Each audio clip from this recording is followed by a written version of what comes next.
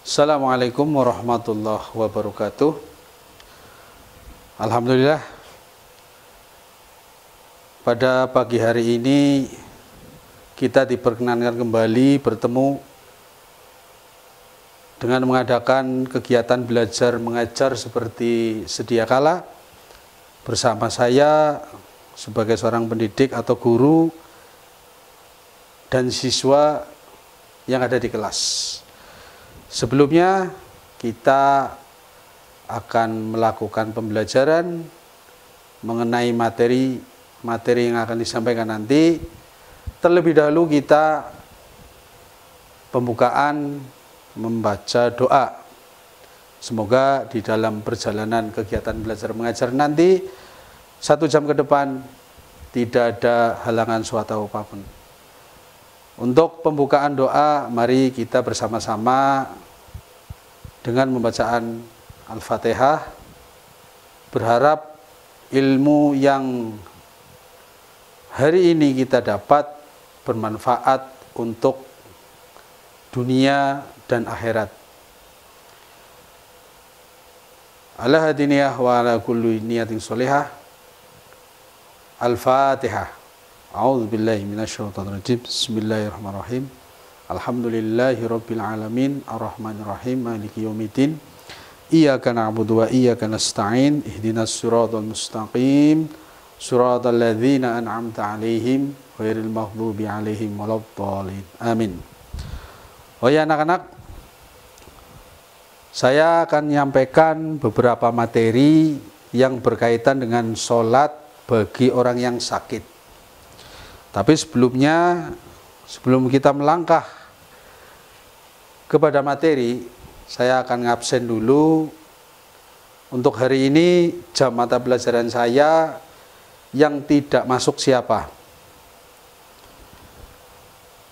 Ada ya yang tidak masuk? Nur Rahman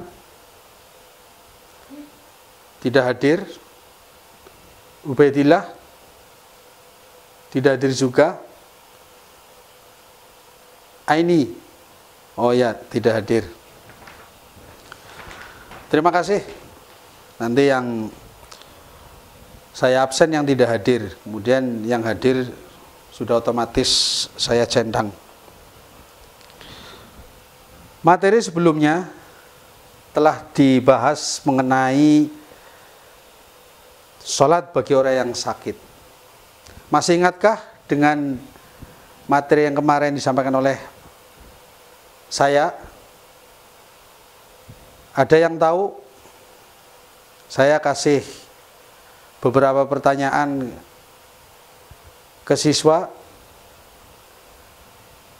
Tata cara sholat selain berdiri apa saja? Siapa yang tahu? Tunjuk jari.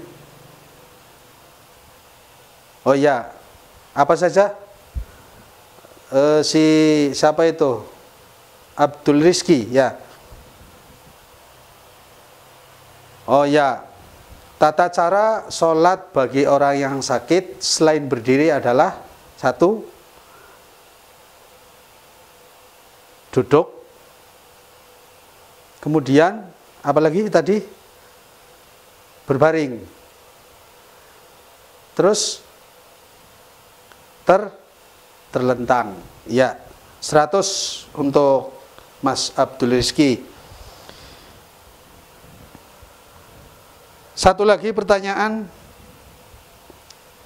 Bolehkah orang yang belum balik melakukan sholat? Siapa? Ada yang tahu jawabannya? Nah, boleh-boleh saja, asalkan itu untuk pelatihan, ya, melatih diri untuk melakukan ibadah, ya. Kalau dengan seperti itu maka akan menyentuh dalam hati, ya.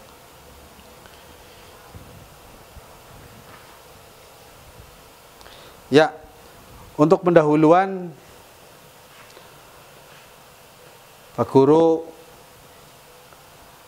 sudah menyampaikan beberapa pertanyaan kepada kalian Dan ternyata ada yang sudah paham, ada yang agak paham, dan ada yang memang betul-betul nggak paham.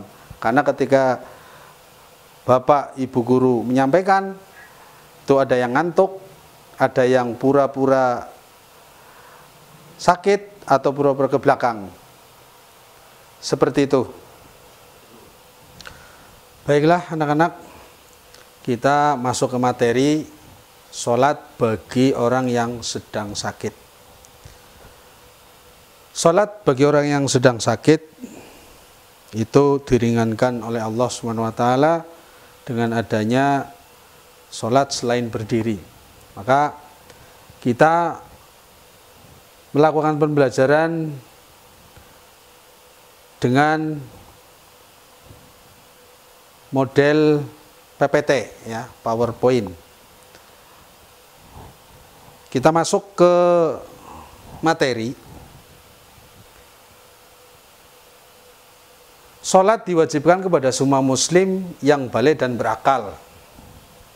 Merekalah mukallaf. Mukallaf itu orang yang terkena beban syariat yang dibolehkan untuk meninggalkan sholat.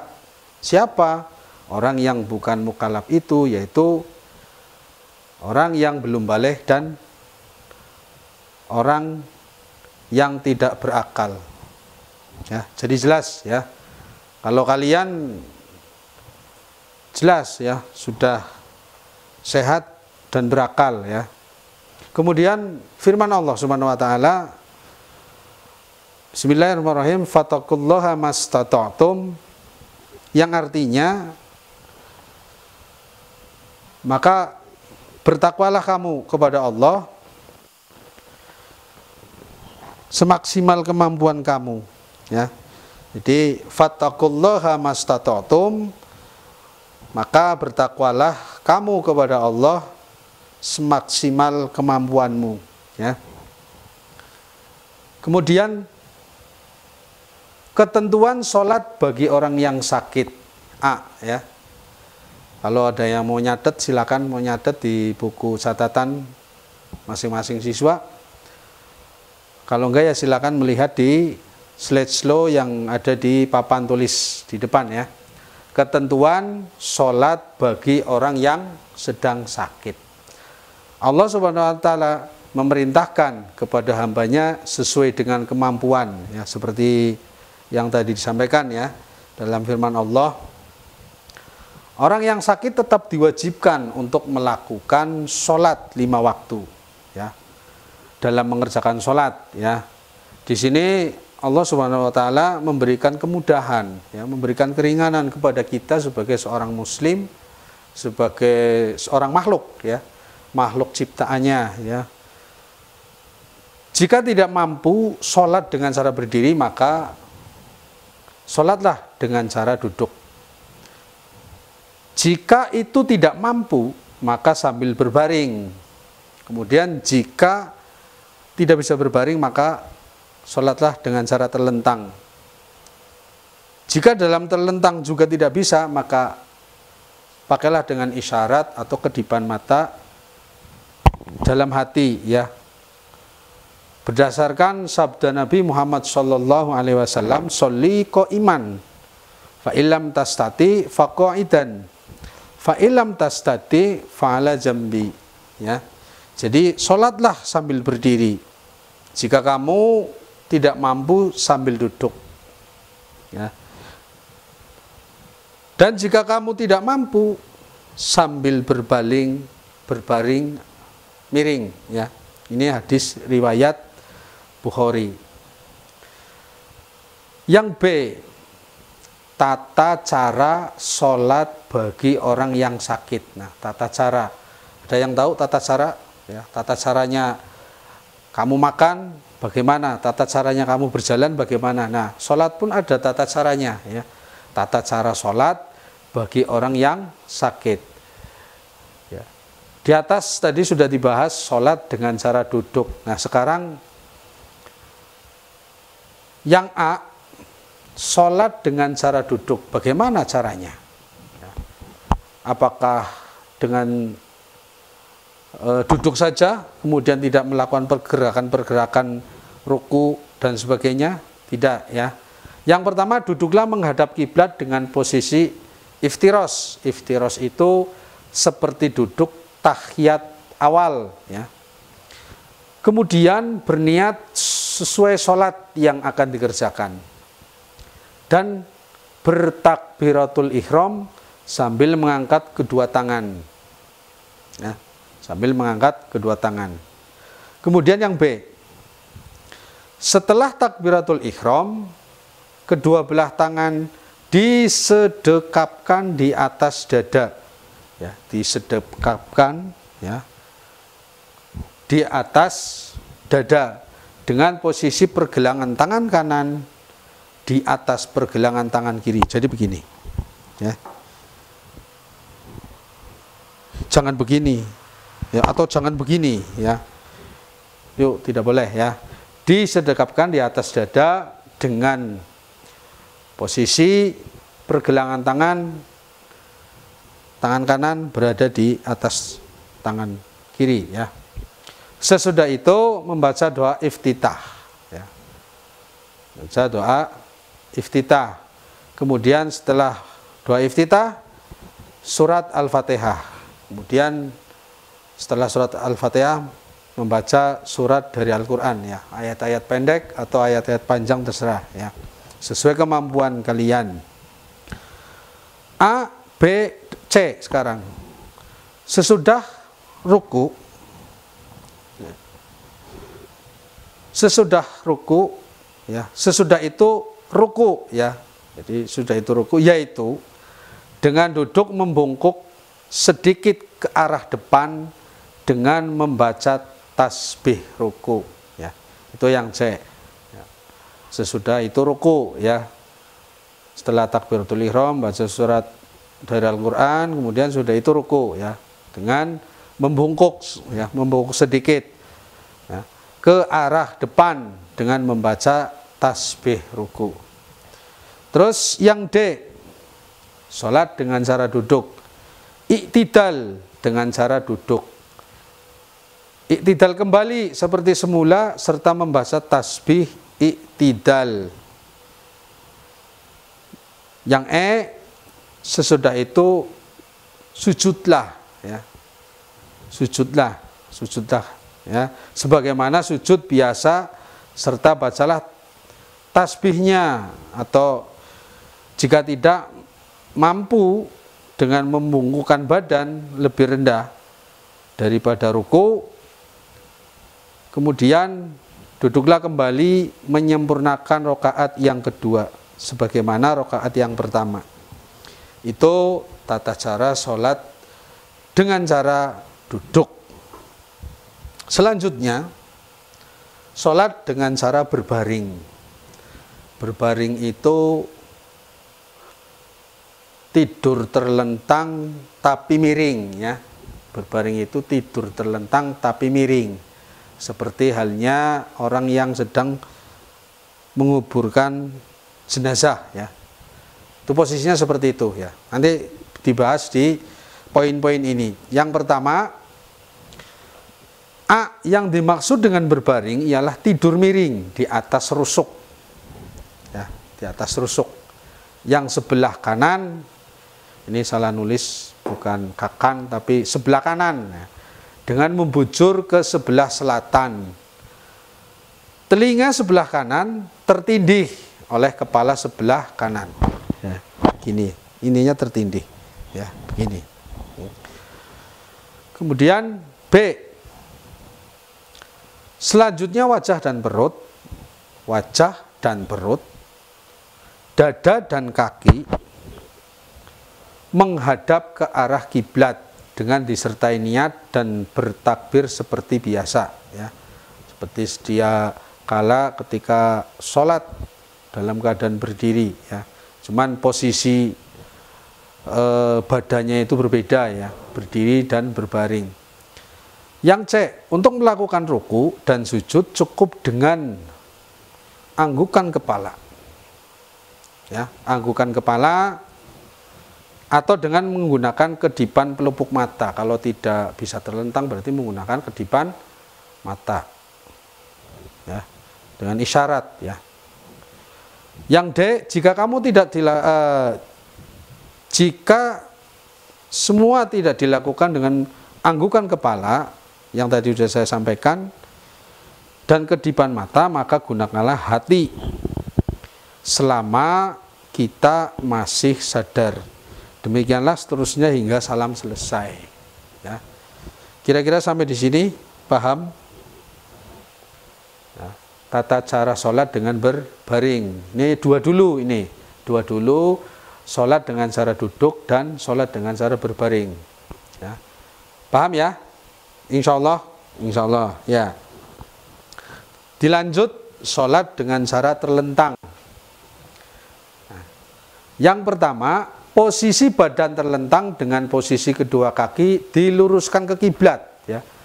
Jadi ngejejer dulu baru nanti takbiratul ihram. Posisi badan terlentang dengan posisi kedua kaki diluruskan ke kiblat ya. Paham ya? Jadi diluruskan ke kiblat ya. B, kepala diganjal bantal berada di sebelah timur ya. Kepala diganjal bantal berada di sebelah timur. Agar apa? Agar muka menghadap ke kiblat ya. Jadi diganjal biar enggak goyang ya, menghadap ke kiblat. Usahakan kepala diganjal agak tinggi ya. Gini. Ya. Timur.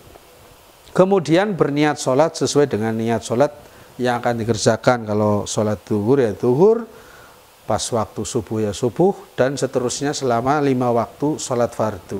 Yang C, untuk melakukan ruku dan sujud cukup dengan isyarat ya, seperti menganggukkan kepala atau kedipan mata. Jika tidak mampu, maka cukup dengan isyarat hati saja ya, selama masih sadar. Yang D, bacalah sholat, bacaan sholat dilafadzkan seperti biasa. Jika tidak mampu, cukup dilafalkan di dalam hati. Misalkan Bismillahirrahmanirrahim, Alhamdulillahirrabbilalamin ila akhirihi al-ayah. Itu tidak mampu ya, maka cukup dilafadzkan di dalam hati ya. Paham nggih? Baik. Untuk yang terakhir, yang C, bagian C adalah hikmah sholat bagi orang yang sakit. Hikmah ini terbagi menjadi 1, 2, 3, 4, 5, dan 6. Alangkah baiknya kita bacakan satu persatu. Siswa diharapkan untuk melihat di slide slow, disimak dengan baik. Syukur-syukur nanti ada siswa yang mencatat di buku catatan, walaupun ada buku panduan masing-masing siswa. Hikmah sholat bagi orang yang sakit. Yang pertama adalah hikmah mendekatkan diri kepada Allah Subhanahu wa Ta'ala dengan selalu mengerjakan sholat. Mengerjakan sholat, kita akan menjadi lebih dekat kepada Allah Subhanahu wa Ta'ala. Yang kedua adalah hati menjadi lebih tenang. Ketenangan hati akan kita dapatkan dengan beribadah kepada Allah Subhanahu wa Ta'ala. Kemudian yang ketiga adalah menyadari kemurahan Allah Subhanahu wa Ta'ala. Nah, karena Allah Subhanahu wa Ta'ala memberikan kemurahan berupa keringanan dalam beribadah kepadanya ketika sedang sakit. Yang keempat, mensyukuri nikmat sehat yang diberikan Allah Subhanahu wa Ta'ala. Sholat dalam keadaan sakit akan lebih menambah rasa syukur kita terhadap nikmat kesehatan yang diberikan Allah Subhanahu wa Ta'ala. Kemudian yang kelima adalah meningkatkan keimanan dan ketakwaan kepada Allah Subhanahu wa Ta'ala Nah, keimanan dan ketakwaan inilah ya kita kepada Allah Subhanahu wa taala akan bertambah dengan senantiasa beribadah kepadanya dalam setiap keadaan. Kemudian yang terakhir adalah hikmah sholat bagi orang yang sakit dicintai Allah Subhanahu wa ta'ala. Kira-kira dari paparan yang ada di depan ini paham ya antara hikmah sholat bagi orang yang sakit, yang kriterianya di sini sebetulnya masih banyak sekali, tapi di sini hanya ada 6, bahwa di antara sholat bagi orang yang sakit di samping hikmah, pelajaran yang awal adalah tata cara pelaksanaan sholat yang orang yang sakit, bagi orang yang sakit adalah dengan cara duduk, kalau tidak bisa duduk dengan cara berbaring. Kemudian kalau tidak bisa berbaring maka tunaikanlah sholat dengan cara terlentang. Kemudian kalau terpaksa tidak bisa dalam keadaan terlentang, artinya melaksanakan sholat dengan keadaan terlentang, maka sholat dengan menggunakan isyarat. Kira-kira begitu penjelasan dari hikmah sholat bagi orang yang sakit. Mungkin sampai sini dulu materi fikih ya, bab 3 tentang tata cara kemudian hikmah sholat bagi orang yang sakit. Sebelum kita akhiri pelajaran pada hari ini, marilah kita berdoa kepada Allah Subhanahu wa taala agar senantiasa diberikan kemanfaatan dari materi pada sholat bagi orang yang sakit, menambah keilmuan kita baik dari kalian sebagai seorang siswa ataupun bagi saya sebagai seorang guru. Maka materi ini kita tutup dengan bersama-sama membacakan hamdalah. Mari kita bersama-sama membacakan alhamdulillah. Pelajaran pada hari ini selesai. Saya akhiri, wabillahi taufiq wal hidayah. Wassalamualaikum warahmatullahi wabarakatuh.